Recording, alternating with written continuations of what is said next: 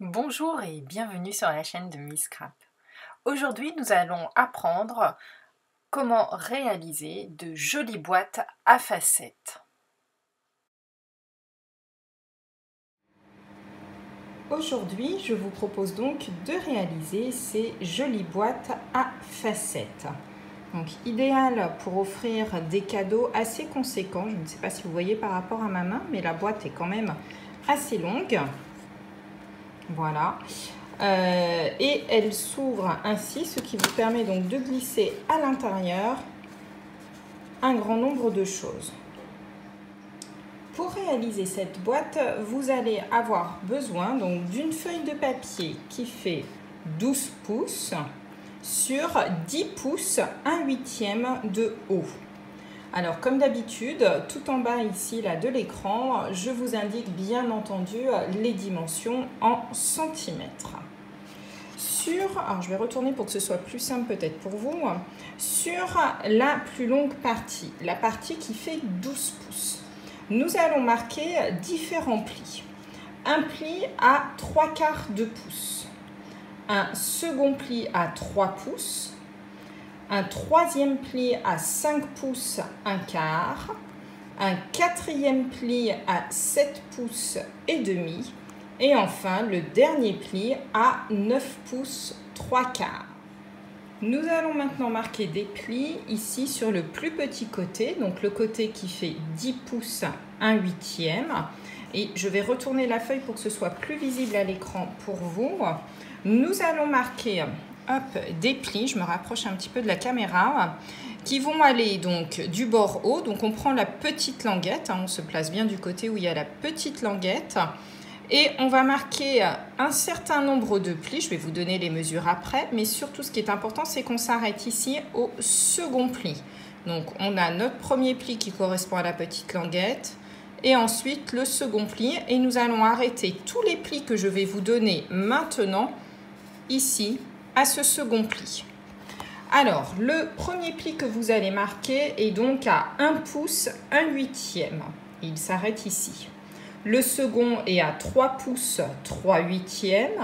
Le troisième est à 5 pouces 5/8. Et le quatrième est à 7 pouces 7/8. Il va nous falloir maintenant faire ici les traits en diagonale qui vont nous permettre de faire ces jolies petites facettes. Pour que vous voyez mieux, j'ai décidé donc de vous faire un petit patron sur une feuille blanche. Donc, nous avons donc bien ici notre feuille qui fait 12 pouces sur 10 pouces 1/8. J'ai donc marqué sur les 12 pouces ici tous mes traits.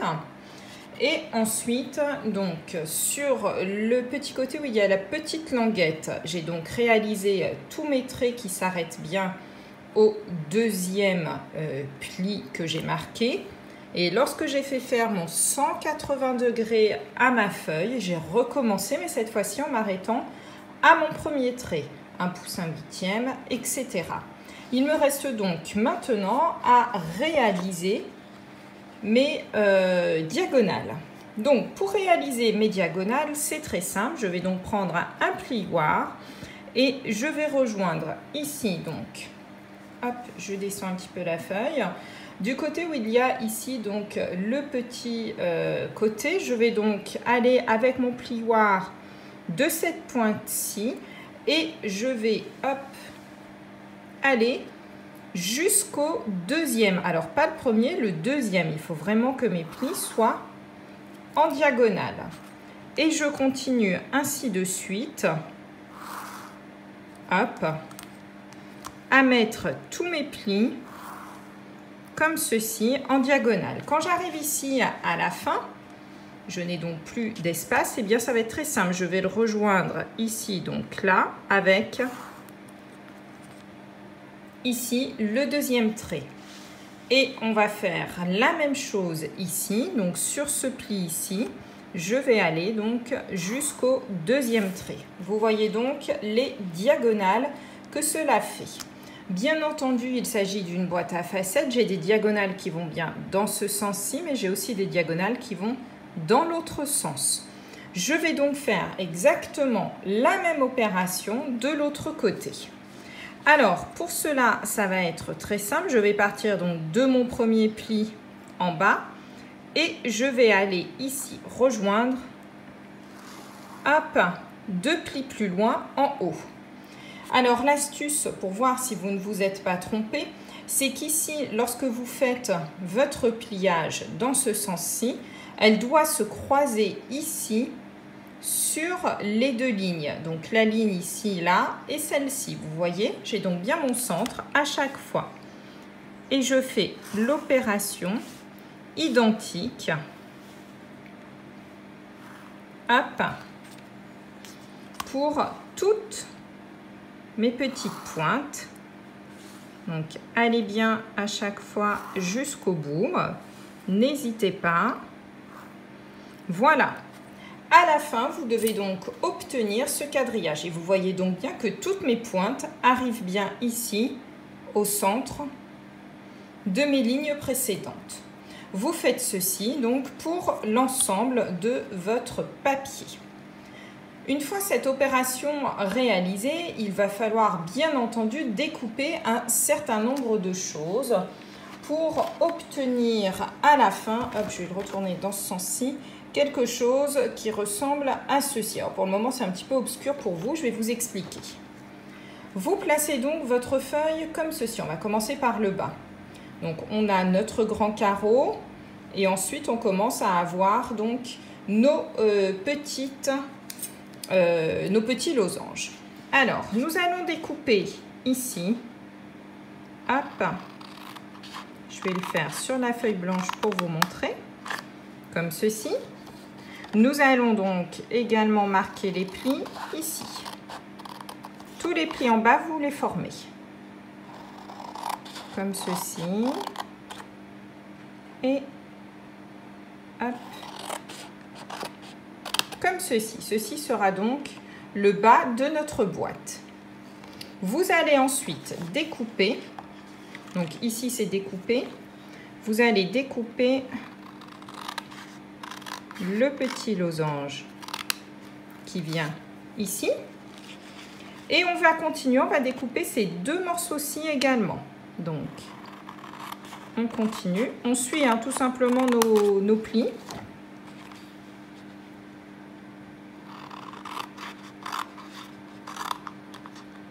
Voilà. Vous avez donc un premier côté qui doit ressembler à ceci. Je vais lever peut-être un peu la caméra. Voilà. De l'autre côté, sur le haut, cette fois-ci, je vais me retourner pour que ce soit plus simple pour moi découper. Nous avons donc ici notre petite languette. Cette petite languette-ci, vous allez complètement l'enlever. Donc, hop, on enlève. Voilà.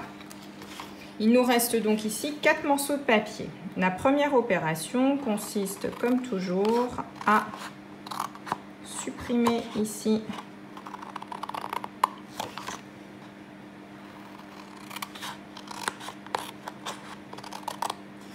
voilà et voilà. Donc nous avons 4 petits volets. Sur ces 4 petits volets-ci, le premier volet, vous allez le couper en 2. Vous allez faire la même opération sur le 3e volet, comme ceci. Il vous reste donc un volet à demi coupé, un volet entier, un demi, un entier. Le second ici, vous l'enlevez complètement.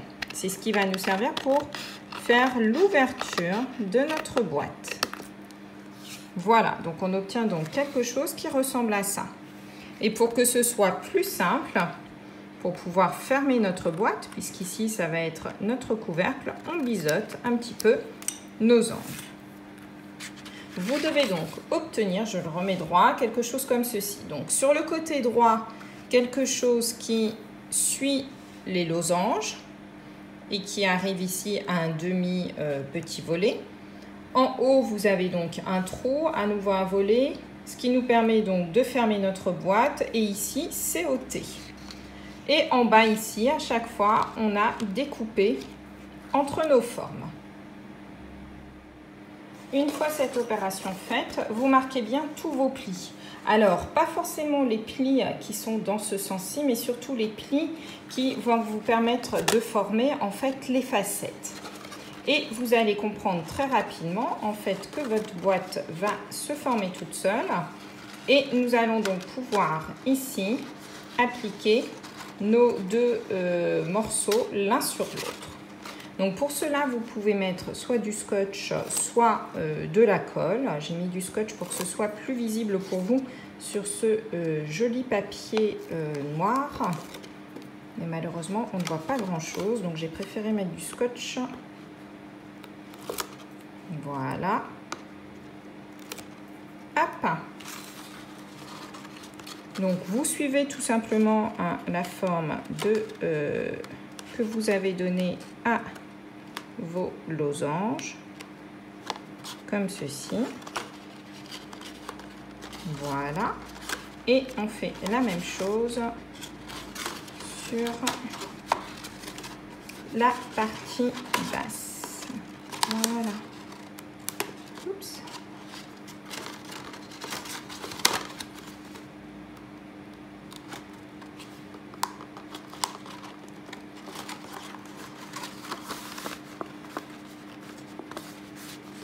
Voilà, et vous avez donc votre boîte qui commence à se former.